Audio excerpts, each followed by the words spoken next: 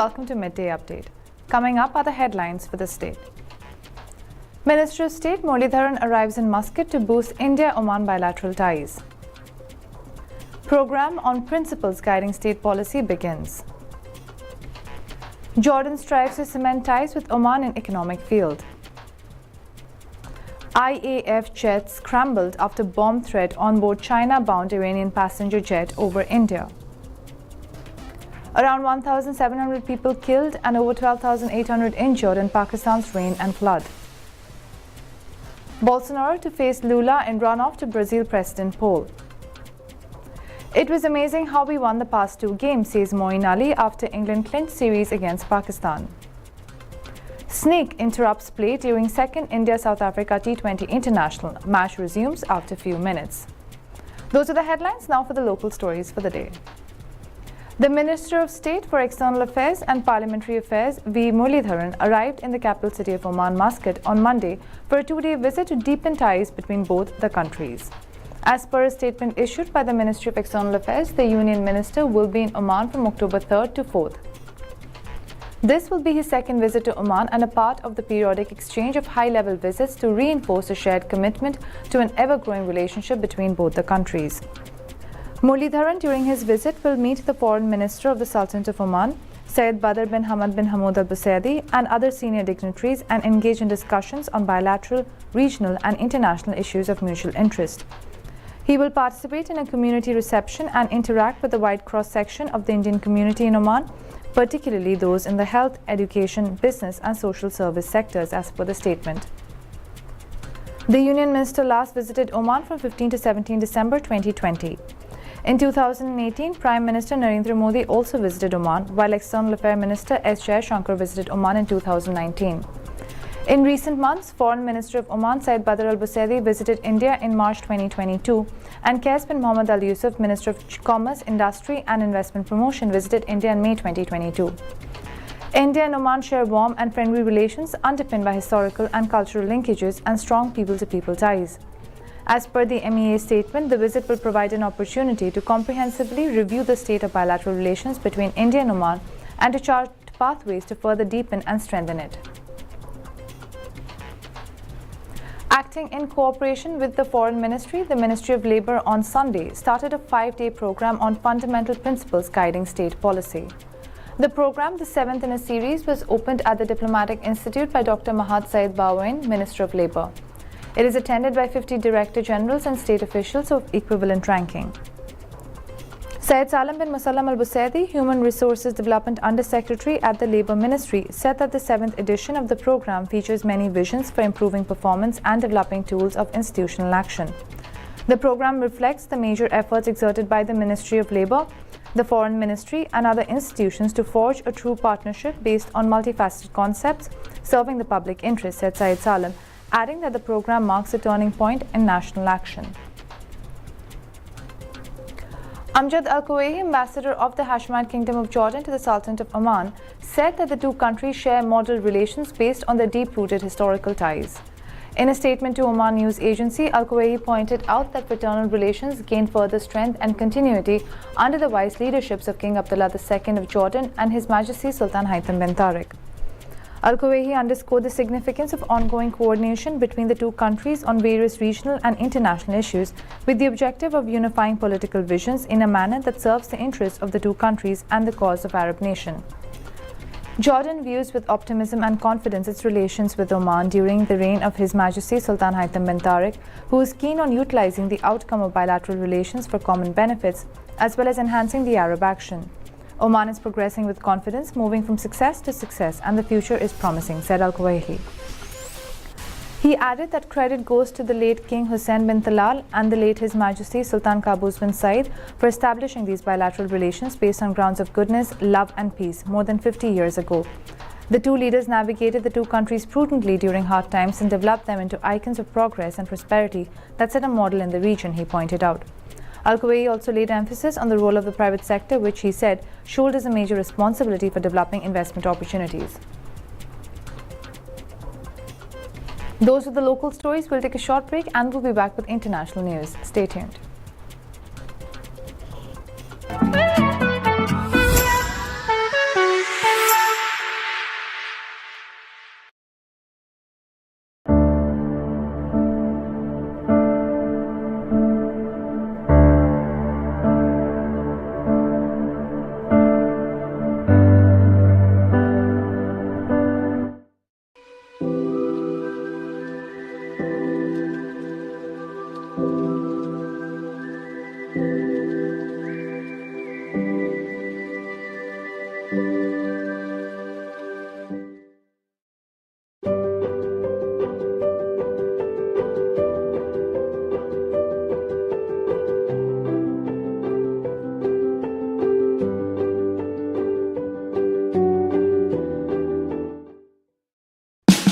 Oman's largest online supermarket, now has no minimum order limit.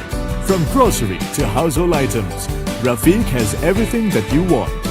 Enjoy worry-free shopping with over 8,000 products to choose from and get it delivered straight to your doorstep. Rafiq, you order, we deliver.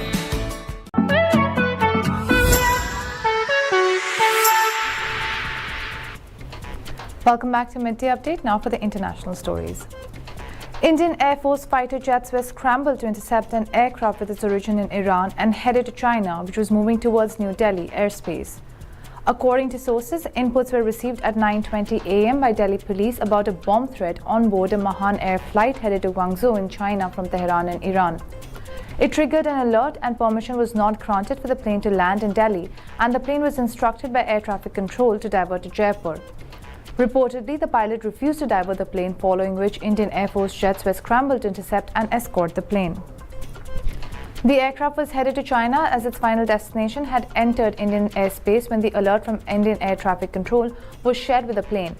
Indian Air Force Su-30 MKI fighter jets from Punjab and the Jodhpur air bases were scrambled to intercept the plane, sources said. Data from Flight Radar 24 showed the plane reducing altitude over the Delhi-Jaipur airspace for a brief period before it was seen making its way out of Indian airspace. According to ATC sources, Mahan Air requested for immediate landing at Delhi Airport, but Delhi ATC directed it to head to Jaipur Airport. The pilots of the Iranian carrier did not do so and eventually left Indian airspace. The nature of the bomb threat is still unclear. The plane was seen continuing on its flight path towards China. At least 1,695 people were killed, while 12,865 were injured so far, that is till October 2nd, since mid-June, due to the devastating floods and rains in Pakistan, National Disaster Management Authority said on Sunday. Pakistan has endured severe monsoon weather since mid-June 2022, causing widespread flooding and landslides with severe repercussions on human lives, property, agriculture and infrastructure. To date, 81 districts across 5 of Pakistan's 6 provinces have been declared calamity hit by the government of Pakistan, with Balochistan, Khyber, Pakhtunkhwa and Sindh province being the worst hit. As of mid-September, 33 million people had been affected, at least 1,481 people had died, over 12,720 people have been injured, and an estimated 7.6 million people may be temporarily displaced. The floods have also caused the damage and destruction of 1.8 million houses, with 1.5 million houses in Sindh province alone. Meanwhile, the United Nations is set to launch another appeal this week for an additional $600 million to Pakistan to help the country recover from the impact of the record-breaking floods. Sources reported that Pakistan's EAD secretary Humair Karim informed donors and relief agencies that the UN would launch the revised humanitarian appeal on October 4 for $600 million additional aid. Earlier, the UN launched a flash appeal in August for $160 million assistance for flood relief support. Karim said the grant was not considered enough in the face of the unprecedented devastation. Brazil's incumbent President Jair Bolsonaro will face former President Luiz Inacio Lula da Silva in the deciding second round of Brazil's presidential election later this month. Neither candidate was able to hit the 5% mark needed to win in the first round. With more than 97% of the vote counted on Sunday evening, results released by Brazil's Electoral Superior Court showed left-wing candidate and former President Luiz Silva held a slight lead over incumbent President Bolsonaro, but not enough to cross the threshold to victory. Lula and Bolsonaro will face each other again on October 30th for a runoff vote, sources reported. The vote on Sunday followed a bruising campaign season marked by bitter verbal attacks and a series of violent incidents between supporters of Bolsonaro and Lula. Several other presidential candidates were in the running but trailed far behind the two forerunners.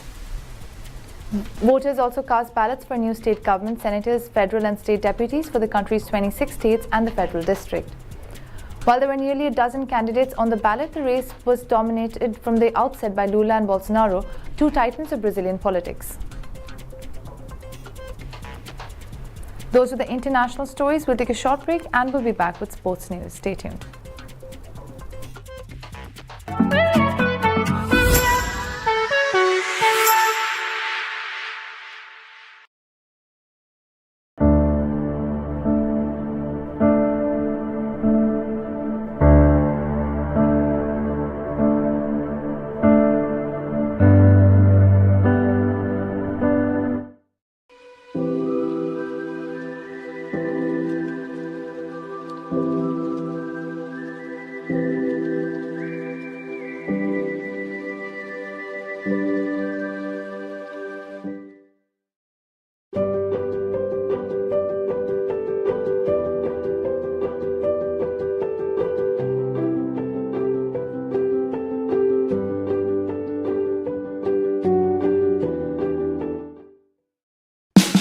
Oman's largest online supermarket now has no minimum order limit.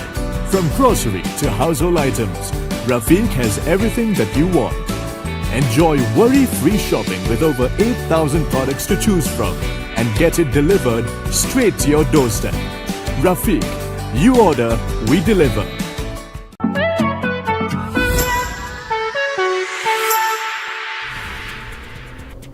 Welcome back to Midday Update. Now for the sports news.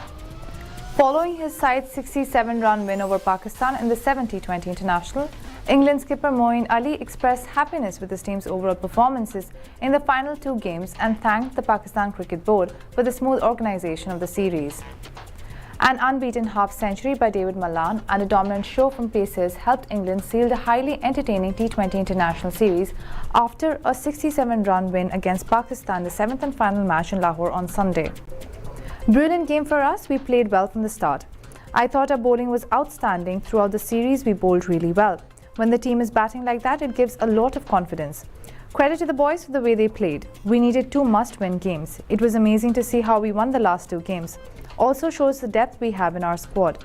I just want to say thank you to everyone and the PCB for looking after us, said Moeen in a post-match presentation. With this victory, England has clinched the series by 4-3. In the first innings, Malan's 78 of 47 balls powered the visitors to 209 for 3 in 20 overs. Contributions from Ben Duckett and Harry Brook also proved to be extremely vital for England as Malan got a lot of support from these two batters. Malan had a 62-run stand with Duckett, following it with a 92-run stand with Brook. Mohammad Hassan also took a wicket for Pakistan. Chasing 210, Shan Masood, 56, did hit a half-century but did not get ample support from other batters, which meant that Pakistan could only score 142 for 8. Except for Iftikhar Ahmed, 19, and Khushdil Shah, 27, no other batter provided adequate support to Masood. Wokes led the English bowling chart for the day and other bowlers took key wickets too. Willie did well and Reece Topley, Adil Rashid and Sam Curran got 1 wicket each. Malan's knock of 78 of 47 balls with 8 fours and 3 sixes earned him the man of the match title. Harry Brook, on the other hand, won the man of the series title for scoring 238 runs in the series. The second T20 international between India and South Africa had to be stopped after a snake invaded the cricket field. However, the match was resumed after a couple of minutes. While there were expectations of rain during the match, it was a snake who took all the highlights in the 7th over of India's innings as the match was put on hold temporarily. During the match, a couple of South African players pointed it out to KL Rahul and on-the-field umpires. The ground staff then rushed in with the necessary equipment and sorted the problem in a couple of minutes. The players, meanwhile, took unofficial drinks to break. The incident took place during the starting of the 7th over of the innings. Talking about the match, South African skipper Timba Bavuma won the toss and opted to field against India in the second game of the 3-match T20 international series at Barsapur Cricket Stadium, Guwahati on Sunday. Those were all the local, international and sports stories for the day. For more updates, stay tuned and keep watching TTV. You've just heard the live feed from the TTV studios on TFM 95.4. Let's talk.